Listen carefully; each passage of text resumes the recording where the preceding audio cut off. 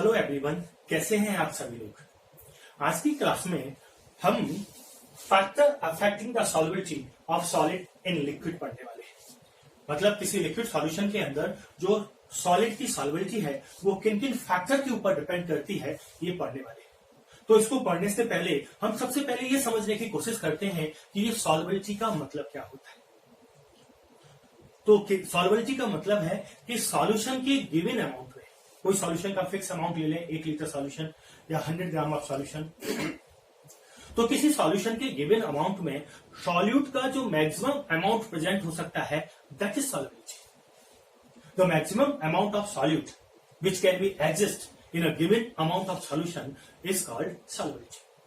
इसको हम एक और तरीके से समझें कि अगर सॉल्यूट का मैक्सिमम अमाउंट सॉल्यूशन के अंदर प्रेजेंट है तो वो सैचुरेटेड सॉल्यूशन बन गया।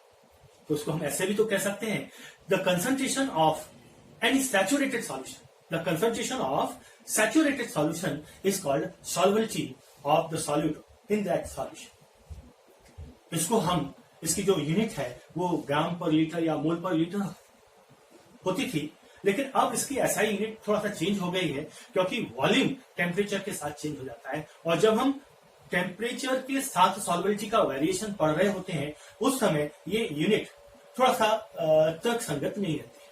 तो इसलिए जो नई एसआई यूनिट डेवलप हुई वो है ग्राम पर 100 ग्राम ऑफ सॉल्वेंट। तो किसी भी सॉल्वेंट के 100 ग्राम में सॉल्यूट के जो अमाउंट ग्राम में प्रेजेंट होता है, मैक्सिमम अमाउंट जो ग्राम में प्रेजेंट होता है, दैट इज सॉल्वेंट। तो आगे चलते हैं और इसके फैक्टर अफेक्टिंग हम देखते हैं। तो सबसे पहला जो फैक्टर है nature of solute and solvent. तो सॉल्यूट और सॉल्वेंट का नेचर सॉल्युबिलिटी को सबसे ज्यादा अफेक्ट करता है। हमने पहले भी पढ़ा हुआ है कि same dissolve same, like dissolve like, मतलब समान समान को घुलता है। आयनिक कंपाउंड पोलर सॉल्वेंट के अंदर डिजॉल्व होंगे और covalent compound non polar solvent के अंदर डिजॉल्व होंगे।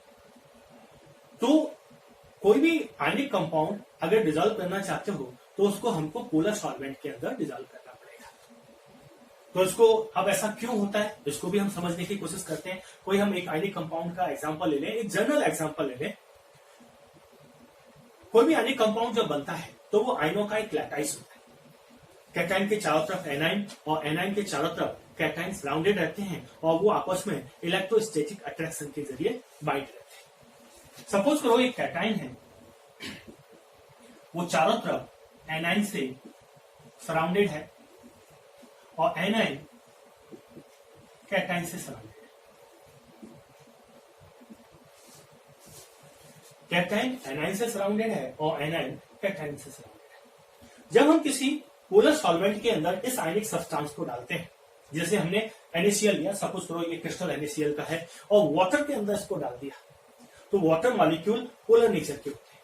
वाटर मॉलिक्यूल की स्ट्रक्चर है ये, और इलेक्ट्रोनेगेटिविटी डिफरेंस की वजह से ऑक्सीजन हाई इलेक्ट्रोनेगेटिव है, हाइड्रोजन से ऑक्सीजन की इलेक्ट्रोनेगेटिविटी ज्यादा है। तो इलेक्ट्रोनेगेटिविटी ज्यादा होने की वजह से ऑक्सीजन एटम पार्शियली नेगेटिव और हाइड्रोजन एटम पार्शियली पॉजिटिव हो जाते हैं, जिसकी वजह से जो वाटर मॉलिक्यूल है वो एक पोलर मॉलिक्यूल हो जाता है। वाटर मॉलिक्यूल का एक एंड पॉजिटिव चार्ज और दूसरा एंड नेगेटिव चार्ज हो जाता है। तो जब कोई आयनिक सब्सटेंस इस तरह के किसी पोलर सॉल्वेंट के अंदर डाला जाता है तो पोलर सॉल्वेंट के मॉलिक्यूल इन आयनों के बीच में एंटर करने लगते हैं, और इसकी वजह से इनके बीच में लगने वाला जो इलेक्ट्रोस्टैटिक अट्रैक्शन है, कैटाइन और एनाइन के बीच में लगने वाला जो इलेक्ट्रोस्टैटिक अट्रैक्शन है वो वीक होने लगता है और आयन दूर होने लगते हैं। और जब आयन सेपरेट हो जाते हैं तो पोलर सॉल्वेंट अपने अपोजिट चार्ज एंड की तरफ से इसके चारों तरफ इकट्ठे हो जाते हैं। इस प्रोसेस को हम सॉल्वेशन बोलते हैं। इस प्रोसेस को हम सॉल्वेशन बोलते हैं, जिसमें किसी आयन के चारों तरफ सॉल्वेंट मॉलिक्यूल इकट्ठे हो गए। अगर सॉल्वेंट वाटर है तो उसको हम हाइड्रेशन बोलते हैं। तो हाइड्रेशन में एनर्जी रिलीज होती है, हाइड्रेशन प्रोसेस के अंदर एनर्जी रिलीज होती है। ये कैटाइन का हाइड्रेशन हो रहा है, ऐसे ही किसी एनाइन का भी हाइड्रेशन हो सकता है। कोई एनाइन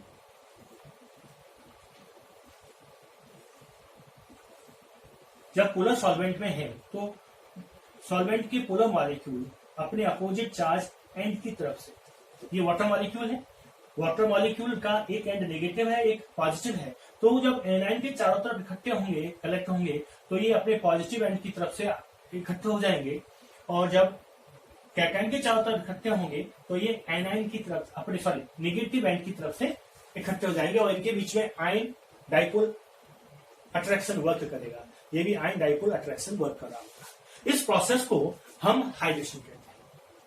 हाइड्रेशन को डिफाइन करना चाहे, हाइड्रेशन का मतलब क्या है कि सॉल्वेंट के जरिए उसका सॉल्वेशन हो गया, वाटर के जरिए उसका हाइड्रेशन हो गया। हाइड्रेशन में कुछ अमाउंट ऑफ हीट रिलीज होती है जिसको हम हाइड्रेशन एनर्जी कहते हैं। तो एक्चुअल में जब कोई आयनिक सब्सटेंस किसी सॉल्वेंट के अंदर डिजॉल्व होता है, पोलर सॉल्वेंट के अंदर डिजॉल्व होता है, तो हाइड्रेशन एंथैल्पी और लैटाइस एंथैल्पी का कॉम्बिनेशन फिर उसको डिजॉल्व करने में हेल्प करता है। तो अभी सबसे पहले हम समझते हैं कि हाइड्रेशन एंथैल्पी का मतलब क्या है। तो ये प्रोसेस जो हो रहा है जिसमें किसी आयन के चारों तरफ पोलर सॉल्वेंट अपने अपोजिट एंड की तरफ से उसके चारों तरफ इकट्ठे हो गए, और ऐसे ही एनायन के चारों तरफ वो पॉजिटिव एंड की तरफ से इकट्ठा हो गया, तो इस प्रोसेस को हम हाइड्रेशन बोलते हैं, और इसमें रिलीज होने वाली एनर्जी को हम हाइड्रेशन एनर्जी कहते हैं। और इसको डिफाइन करेंगे तो कैसे डिफाइन करेंगे? The amount of heat release when 1 mole of an ion get hydrolyse, तो उसको हम हाइड्रेशन एंथैल्पी कहेंगे। और जब हम कहेंगे कि 1 mole of ion get solvated, तो उसे हम सॉल्वेशन एनर्जी कहेंगे। बात वही है, बस सॉल्वेशन में कोई भी सॉल्वेंट यूज हो सकता है, और वाटर के लिए उसका पर्टिकुलर नाम दे दिया हाइड्रेशन एंथैल्पी। तो हाइड्रेशन एंथैल्पी में, हाइड्रेशन की प्रोसेस में जो हीट रिलीज हुई हाइड्रेशन एंथैल्पी, वो यहां पर आके लैटाइस एंथैल्पी को सेटिस्फाई करती है। लैटाइस एंथैल्पी क्या होती है? लैटाइस एंथैल्पी होती है कि इन आयनों को बाइंड करते समय, आयनों को बांधते समय जो हीट रिलीज हुई थी, the amount of heat release when 1 mole of an ionic solid made from their constituent gases gases आयनों से 1 मोल आयनिक सॉलिड बनने में जो हीट रिलीज होती है, दैट इज लैटाइस एंथैल्पी। तो हाइड्रेशन एंथैल्पी हाइड्रेशन में रिलीज होती है, वो लैटाइस एंथैल्पी को सेटिस्फाई करती है, जिससे आयन ब्रेक हो जाते हैं, अलग हो जाते हैं, और वो डिजॉल्व हो जाता है। अगर सॉल्वेशन में या हाइड्रेशन में एनर्जी ज्यादा रिलीज हो रही है, अगर हाइड्रेशन में एनर्जी ज्यादा रिलीज हो रही है, तो वो ज्यादा आयनों को ब्रेक कर पाएगी, ज्यादा लैटाइस एंथैल्पी को सेटिस्फाई कर पाएगी, तो ये आयनिक सॉलिड उसके अंदर डिजॉल्व हो जाएगा। अगर हाइड्रेशन एंथैल्पी कम और लैटाइस एंथैल्पी ज्यादा है, मतलब आयनों को बाइंड करके रखने वाली एनर्जी ज्यादा है, तो हाइड्रेशन से आने वाली एनर्जी उनको ब्रेक नहीं कर पाएगी, जिसकी वजह से वो डिजॉल्व नहीं हो पाएगी। तो जब डिजॉल्व नहीं हो पाएंगे तो उसकी सॉल्वेबिलिटी कम हो जाएगी। तो मैं फिर से रिपीट करता हूं, अगर लैटाइस एंथैल्पी ज्यादा है तो वो इनसॉल्युबल रहेगा या सॉल्वेबिलिटी कम होगी, और अगर हाइड्रेशन एंथैल्पी ज्यादा है तो सॉल्वेबिलिटी ज्यादा होगी। इसको हम ऐसे समझे, जैसे NaCl वाटर में डिजॉल्व हो जाता है। क्यों डिजॉल्व हो जाता है? क्योंकि NaCl की लैटाइस एंथैल्पी हाइड्रेशन एंथैल्पी से कम है। या हम दूसरी तरह से बोलें कि NaCl में हाइड्रेशन एंथैल्पी ज्यादा है बजाय लैटाइस एंथैल्पी। AgCl वाटर में क्यों नहीं डिजॉल्व हो पाता है? क्योंकि AgCl की लैटाइस एंथैल्पी हाइड्रेशन एंथैल्पी से ज्यादा हो जाती है। तो जब लैटाइस एंथैल्पी ज्यादा होगी तो वो डिजॉल्व नहीं होगा, और जब हाइड्रेशन एंथैल्पी लैटाइस एंथैल्पी से ज्यादा होगी तो वो सॉल्युबल हो जाएगा। तो ये नेचर ऑफ सॉल्यूट और सॉल्वेंट किस तरह से सॉल्वेबिलिटी को अफेक्ट करते हैं, ये आपने समझा। इसको थोड़ा सा और भी समझ सकते हैं। कुछ बच्चे कहते हैं सर ग्लूकोज है, वो वाटर में डिजॉल्व हो जाता है, जबकि ग्लूकोज कोवेलेंट कंपाउंड होता है और वाटर पोलर सॉल्वेंट है। तो इसको भी हम समझ सकते हैं कि ग्लूकोज मॉलिक्यूल वाटर के साथ हाइड्रोजन बॉन्डिंग कर लेते हैं। तो अगर मॉलिक्यूल सॉल्यूट और सॉल्वेंट के मॉलिक्यूल में कोई इंट्रैक्शन हो रहा है तो वो सॉल्युबल होगा।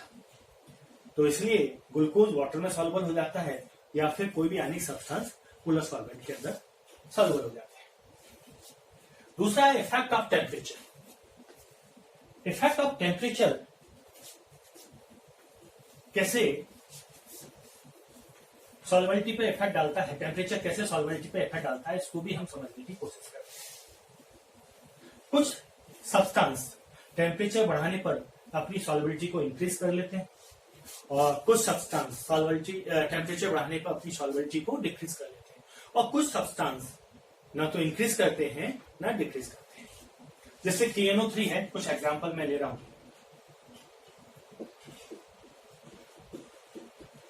NaNO3, NaCl, etc.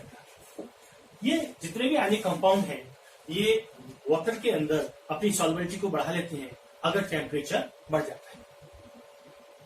इसको हम लीस एटोलियर प्रिंसिपल से भी समझ सकते हैं। लीस एटोलियर प्रिंसिपल क्या कहता है कि अगर कोई सब्सटेंस या अगर कोई प्रोसेस अगर कोई प्रोसेस एंडोथर्मिक है, मतलब वो प्रोसेस होने के ड्यूरेशन में वो हीट को एब्जॉर्ब करती है, तो टेम्परेचर बढ़ाने पर रिएक्शन फॉरवर्ड डायरेक्शन में। तो अगर ये इनका सॉल्यूशन फॉर्मेशन अगर एंडोथर्मिक रिएक्शन हो रहा है तो टेम्परेचर बढ़ाने पर इनकी सॉल्वेबिलिटी बढ़ जाती है और अगर एक्सोथर्मिक रिएक्शन है तो टेम्परेचर बढ़ाने पर सॉल्वेबिलिटी कम हो जाती है। तो मैं ये ग्राफ की हेल्प से आपको थोड़ा सा पास लाके मैं बता रहा हूं इसको, आप देखें इसको, आपने ऑब्जर्व कर लिया होगा। अब मैं इसको समझाता हूं। ये अलग अलग आयनिक कंपाउंड की सॉल्वेबिलिटी पर टेम्परेचर का इफेक्ट है। तो आप ये देख लें कि NaNO3 जैसे जैसे टेम्परेचर आगे की तरफ बढ़ता है, ये एक्स एक्सिस है जिस पर टेम्परेचर लिखा है, यहाँ पर सॉल्वेबिलिटी है। तो NaNO3 ये ग्राफ जो बना है ये NaNO3 का ग्राफ है। टेम्परेचर बढ़ाने पर NaNO3 की सॉल्वेबिलिटी बढ़ती है, KNO3 की सॉल्वेबिलिटी बहुत तेजी से बढ़ती है। अब जैसे सीरियम सल्फेट है, ये जो नीचे वाला ग्राफ है जो नीचे की तरफ जा रहा है, टेम्परेचर बढ़ने पर इसकी सॉल्वेबिलिटी कम हो रही है। तो सीरियम सल्फेट की सॉल्वेबिलिटी कम हो जाती है टेम्परेचर बढ़ाने। तो ऐसे अलग अलग जो आयनिक सब्सटेंस है उनकी सॉल्वेबिलिटी पर टेम्परेचर का अलग अलग इफेक्ट पड़ता है। कुछ कंपाउंड ऐसे भी होते हैं जिनकी सॉल्वेबिलिटी के ऊपर टेम्परेचर का कोई एक फिक्स इफेक्ट नहीं होता। जैसे अमोनियम नाइट्रेट एक पर्टिकुलर टेम्परेचर की बात, देखो यहां से यहां तक सॉल्वेबिलिटी अलग तरह से बढ़ रही है और आगे जाने पर अलग बढ़ रही है। इस पर्टिकुलर टेम्परेचर पर ये ट्रांजिशन शो कर रहा है, इसका अल्फा फॉर्म बीटा फॉर्म में कन्वर्ट हो रहा है। ऐसे अगर हम एक और एग्जांपल समझें जो बहुत आसान है, Na2SO4.10H2, ये 32.4 डिग्री सेल्सियस पर ये जो टेम्परेचर है, ये 32.4 डिग्री सेल्सियस है। उससे पहले ये Na2SO4.10H2O के फॉर्म में होता है और 32.4 डिग्री सेल्सियस के आगे ये Na2SO4 के फॉर्म में आ जाता है। और जिस टेम्परेचर पर ये क्रिस्टल फॉर्म चेंज होती है, ये उसको हम ट्रांजिशन टेम्परेचर कहते हैं। तो ये अलग अलग टेम्परेचर पर क्योंकि इनकी क्रिस्टल फॉर्म चेंज हो रही है, इसलिए ये सॉल्वेबिलिटी के ऊपर अलग अलग इफेक्ट शो कर रहे हैं। तीसरा फैक्टर है presence of other solute. Other solute की प्रेजेंस भी सॉल्वेबिलिटी को अफेक्ट देती है। इसको बहुत छोटा सा एग्जांपल मैं आपको बता रहा हूं। अगर हम NaCl को वाटर में डिजोल्व करें तो वो अपनी एक सॉल्वेबिलिटी शो करेगा, और अगर हम 0.1 मोलर ग्लूकोज सॉल्यूशन के अंदर उसको डिजोल्व करें तब भी वो उतनी ही सॉल्वेबिलिटी शो करेगा। लेकिन अगर हम NaCl को डिजोल्व करें KCl के सॉल्यूशन के अंदर तो NaCl की सॉल्वेबिलिटी कम हो जाएगी। रीजन क्या है कि KCl का क्लोराइड आयन और NaCl का क्लोराइड आयन ये कॉमन इफेक्ट शो कर रहे हैं, कॉमन आयन इफेक्ट शो कर रहे हैं। तो कॉमन आयन इफेक्ट की वजह से इसकी सॉल्वेबिलिटी कम हो जाती है। तो ये सारा चीजें आपने 11th में भी पढ़ा हुआ है। तो प्रेजेंस ऑफ अदर सॉल्यूट कैसे इसको अफेक्ट डाल सकते हैं कि कॉमन आयन इफेक्ट किसी भी सॉलिड की सॉल्वेबिलिटी को लिक्विड सॉल्यूशन के अंदर कम कर सकता है। जैसे अगर HCl है और उसकी प्रेजेंस में NaCl की सॉल्वेबिलिटी कम हो जाती है, KCl की प्रेजेंस में NaCl की सॉल्वेबिलिटी कम हो जाती है। कुछ एक एग्जांपल है बहुत अच्छे जिसमें सॉल्वेबिलिटी बढ़ जाती है लेकिन उसके पीछे रीजन अलग है। एक्चुअली में ये एग्जाम में कई बार आया है कि सॉल्यूशन के अंदर आयोडीन की सॉल्वेबिलिटी ज्यादा होती है, KI सॉल्यूशन के अंदर आयोडीन की सॉल्वेबिलिटी ज्यादा होती है। इसके पीछे रीजन अलग है। इसके पीछे रीजन अलग क्या है कि एक्चुअल में KI3 का फॉर्मेशन होता है। ये KI3 आयोनाइज होकर K पॉजिटिव और I3 नेगेटिव का फॉर्मेशन करता है, और K पॉजिटिव I3 नेगेटिव का फॉर्मेशन करता है, और ये सॉल्यूशन के अंदर बहुत ज्यादा सॉल्वेबिलिटी हो करते हैं। तो ऐसे कुछ स्पेशल एग्जांपल हैं जिनके पीछे रीजन कुछ अलग है। तो फाइनली मैं एक बार फिर से रिपीट करता हूं, factor affecting the solubility of solid in liquid क्या क्या है? Nature of solute and solvent, ionic solid polar solvent के अंदर डिसॉल्व होगा और कोवलेंट सॉलिड नॉन पोलर के अंदर डिसॉल्व होंगे। इफेक्ट ऑफ टेम्परेचर क्या है कि अगर सॉल्यूशन फॉर्मेशन की प्रोसेस एंडोथर्मिक है तो टेम्परेचर बढ़ाने पर सॉल्वेबिलिटी बढ़ जाती है, और अगर एक्सोथर्मिक है तो टेम्परेचर बढ़ाने पर सॉल्वेबिलिटी कम हो जाती है। अगर हाइड्रेशन एंथैल्पी ज्यादा है लैटिस एंथैल्पी से तो सॉल्वेबिलिटी ज्यादा होगी, और लैटिस एंथैल्पी ज्यादा है हाइड्रेशन एंथैल्पी से तो सॉल्वेबिलिटी कम होगी। और प्रेजेंस ऑफ अदर सॉल्यूट में क्या है? प्रेजेंस ऑफ अदर सॉल्यूट के अंदर अगर कॉमन आयन इफेक्ट वाला कोई सॉल्यूट पहले से प्रेजेंट है तो आयनिक सब्सटेंस की सॉल्वेबिलिटी उस सॉल्यूशन के अंदर कम होगी। मेरे ख्याल से आप लोगों को ये क्लियर हो गया होगा। रेगुलर बेसिस पर आपको एनसीईआरटी पढ़नी है, और ये सारी चीजें आपको आज ही एनसीईआरटी से फिर से रिवाइज करनी है। इसके आगे मैं गैस की सॉल्वेबिलिटी लिक्विड सॉल्यूशन के अंदर